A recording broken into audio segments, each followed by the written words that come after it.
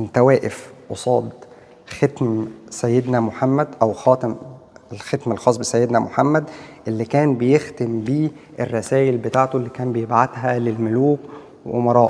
أكبر مؤسسة تعليمية موجودة في الإمارات موجودين فيها النهاردة هو مجمع القرآن الكريم موجود في إمارة الشارقة، مكان بالكامل تحت رعاية الشيخ سلطان بن محمد القاسمي. أول حاجة متحف تاريخ المصحف الشريف، دي أول قاعة وأهم قاعة. قبل ما نخش جوه هنا هنعدي على مكان اسمه قاعة غار حراء. قاعة غار حراء ده عبارة عن مكان محاكاة لنفس الغار، أول وحي تلقاه سيدنا محمد عليه الصلاة والسلام من سيدنا جبريل باسم اقرأ. تعال أوريك اللي عمرك ما هتشوفه. اقرأ، أول كلمة بتتقال اقرأ. بص التفاصيل، اقرأ باسم ربك الذي خلق، خلق الإنسان من علق.